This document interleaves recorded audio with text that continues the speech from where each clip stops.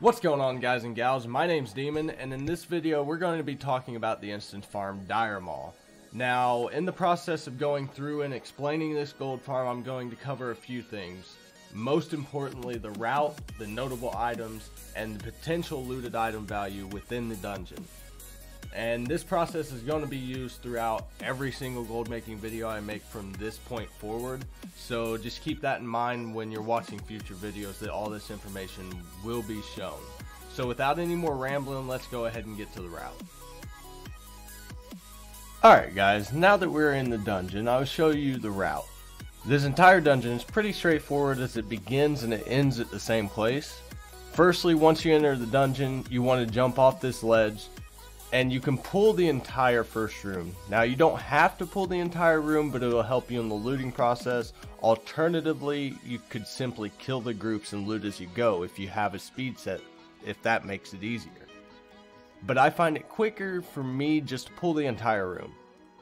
You want to be sure that when running the dungeon, you don't do what I do and forget to use your speed boost ability. Even with improperly using my speed boosts and not keeping my legendary boots proc up, I still ran it in about 6 minutes and 15 seconds, which means that you will more than likely get all 10 runs finished in less than an hour. There are a few dungeon specific blues that I'd like to point out for you all. Bear in mind, these are not the only blues that you will see, as world drops also come from this dungeon. There are 4 blues that drop specifically from Diremaul, and they are the Elemental Raiment, worth 12,500 gold, the Phasing Boots, worth 6,300 gold, Stonebark Gauntlets, worth 6,900 gold, and Unbridled Leggings, worth 1,600 gold. These prices are taken from what Wowhead says they are worth, and Undermine Journal may say differently, but regardless, you should always be sure to check your server's prices to make sure they're accurate. There are also a lot of BOE greens that drop in this dungeon.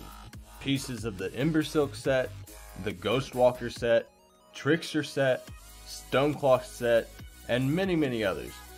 According to Wowhead, you can also get things such as the Saltstone and the Jade sets here as well, but I've never gotten any of those myself, so I'm unsure about the legitimacy of that claim specifically.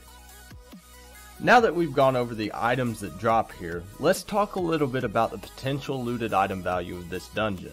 Seeing as this is entirely RNG based, just like any other farm, the numbers will vary from person to person. I think a solid looted item value estimation would be somewhere between the 150,000 to 330,000 mark. You could earn more or less depending on how lucky you get, but I average between 25 to 30,000 looted item value per run most of the time. But there have also been times that I've only averaged around 50,000 overall for all 10 runs. So you got to keep that in mind, because it's never going to be exactly what someone tells you it's going to be.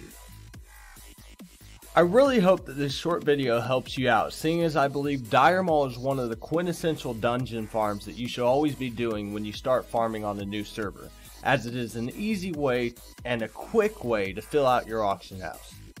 If you enjoyed this video and it has helped you in any way, feel free to subscribe, like the video, and hit the bell icon so you know when I upload more videos.